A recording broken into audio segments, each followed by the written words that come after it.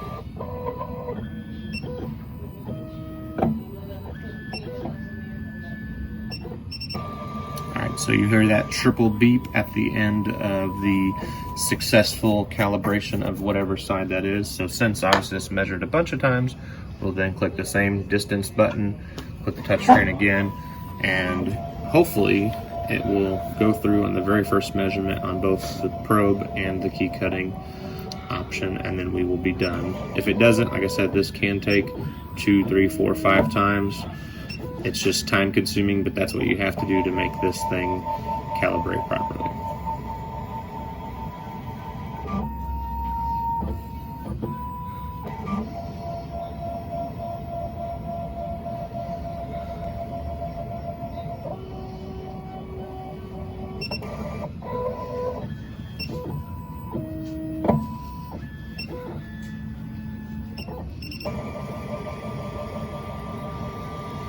So that went through twice, so yet again we'll have to do this whole process again, but I want to still allow it to measure the key cutting portion as well, which was worse last time. It measured like 5-6 times, so we'll let this whole process keep going through, and then we'll restart exactly what we did before.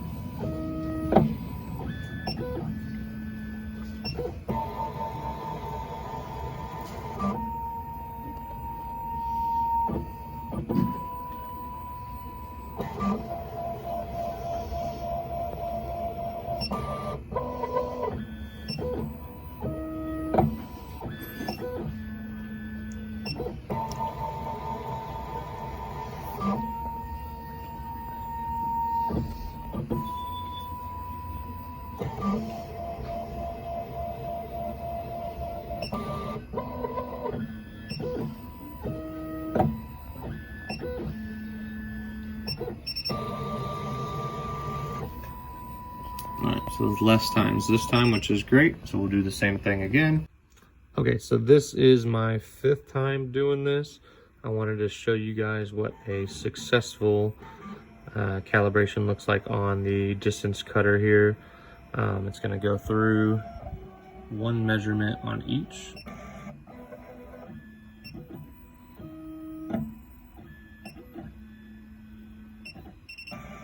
See, that triple beep means that it measured and is finished.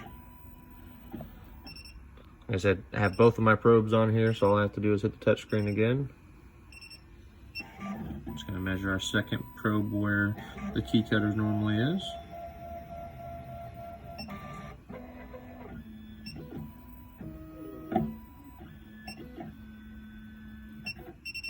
Alright, and we are a success on the key cutting distance portion of the calibration. Now here on our touchscreen, we are going to go to Setup. We are going to go to Calibrate, the small adapter here. And then the very first thing we will calibrate is our block. So this is the CP86 block, so we'll click that and we'll hit enter.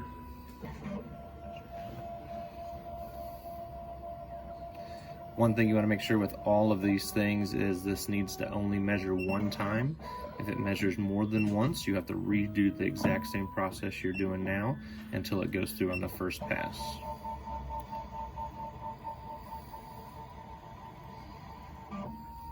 Alright, so this would be a good example. So we're going to have to redo this process a second time because it didn't measure and save on the very first measurement. Okay.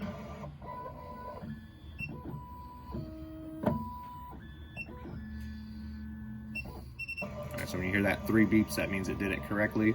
So that is finished. However, we are going to have to go back in and click the same exact adapter on the touchscreen.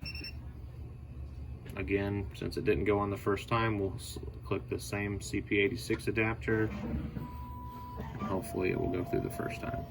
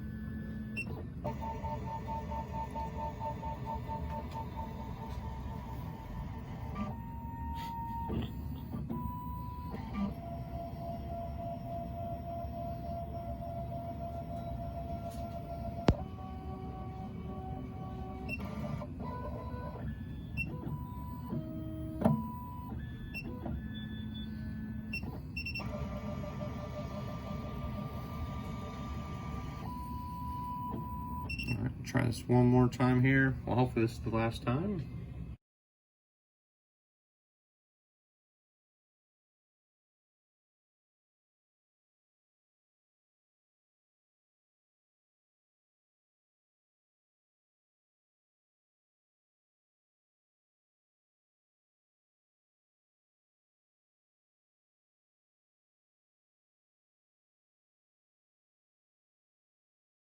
Okay, finally, every month or so, or if you are just having a really hard time calibrating the machine after you've calibrated the distance and also the clamp, I would go to Setup, click on the decoder button here. That's going to do just the decoder, and then the CP86 is our car adapter, and that's just going to go down and drop down once.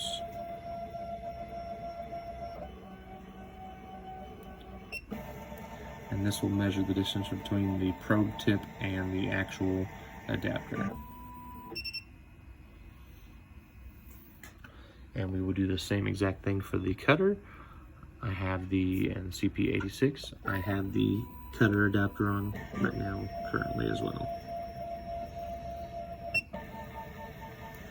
Like I said, just do that once a month, or even if you're just having a real hard time with things not calibrating correctly. That is it. Unfortunately, sometimes this takes, like I said, 2, 3, 4, 5 times. In this case, it took me 5 times to do the distance, and then on the very next time of calibrating the adapter, it did it on the very first bat. So thank you so much, guys, for watching.